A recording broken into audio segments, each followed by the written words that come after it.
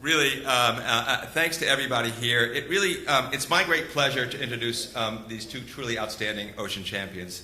Explorers who have quite literally come here today from the bottom of the ocean and the top of the Himalayas, or is it the Himalayas? Maybe you can straighten that out for me, Terry. But first, some thank yous, which is also my job today. This year is the 10th anniversary, as you heard, of the Urban Coast Institute. We could not have gotten here without the support of everybody in this room. We heard already about the Marine Initiative, but it was really over 200 people contributed to the Marine Initiative Challenge, showing the breadth and depth of the commitment at this university and our many partners to support the work we do. Again, President Brown, the trustees, the UCI Advisory Committee members, Santander University, they were all critical to our success. But I would like actually not for me to thank you, but our students thank you, because that's where the difference is going to be made. So students, please thank everybody who contributed to the Urban Coast Institute Initiative Challenge, because that's really where the change is going to happen. For today's event, a thank you to our sponsors. They are listed in your program.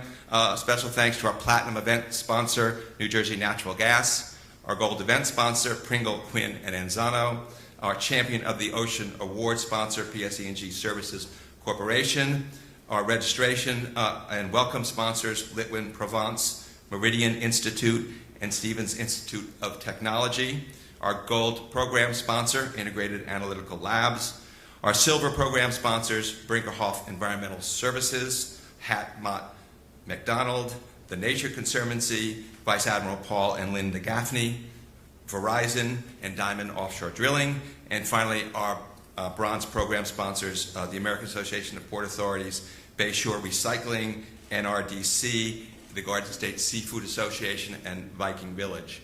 It's a diverse group, and I really think that's really important. The people who support us is really a diverse group of people that reflects our mission to engage students and faculty, science, environmental groups, community leaders, and businesses to better understand and address our coastal challenge. It's going to take all of those groups to make a change. So in our polarized, I didn't watch the debate, thankfully, last night. That's not a political statement. It's just a recognition of a kind of a genuine lack of civility and lack of consensus about working together. But we at the UCI are committed to do that.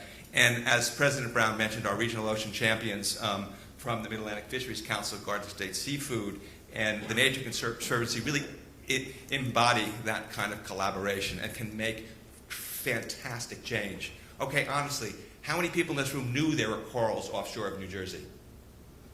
Oh, that's pretty good. But it's pretty amazing and pretty fantastic. I mean, a lot of these things were just discovered, and I suspect that we'll hear a little from Sylvia on what is yet to be discovered in the ocean. But the fantastic abundance of what's happening off the Mid-Atlantic Ocean is really not well understood. So we're very happy to be honoring those people, but also to be part of that enterprise to bring a greater understanding to that world. I will say also that one project that we are involved in is developing a Mid-Atlantic Ocean data portal to actually develop an ocean plan for the Mid-Atlantic region, and one of our honorees, Jay Odell from the Nature Conservancy, is a partner in that exercise as well. So it's really a lot of fantastic stuff is going on, and we're happy that you're here to hear about some of it today.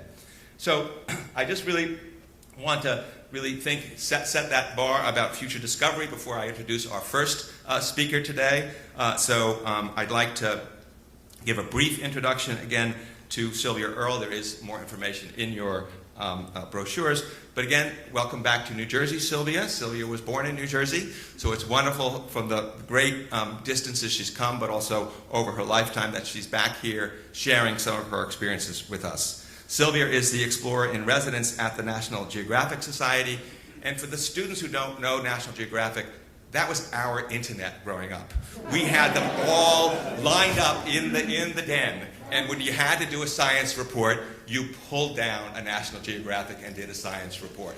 So it still performs that function in a variety of more, perhaps more modern ways, but I'm really not exaggerating on how important the work that they do, the explorers that they do, has been to generations of students, learners, all the way from the beginning through a full life experience. So Sylvia has a unique position as an explorer of in residence there. But she also, for those of you who haven't seen it and want to find out more about Sylvia, there was a fantastic film this year named Mission Blue that really tells the story of some of her life. So please, if you haven't seen it, see it. But this is typical of Sylvia. That has led to her committing to do further exploration under her enterprise, Mission Blue. So she's doing a lot more work in that way. Her honors really are, in fact, you hear this, too long to mention, so I'm not going to try to do that. But she is really the author of more than 200 publications and has 7,000 hours underwater. Last year we had Dr. Sullivan from NOAA, who was one of the first women to go up in space, and we have Dr. Sylvia Earle here, who was one of the first women to go down into the ocean. So it really is a fitting parallel to our honor of Dr. Sullivan last year. So with that, hopefully welcome Sylvia Earle. Thank you very much.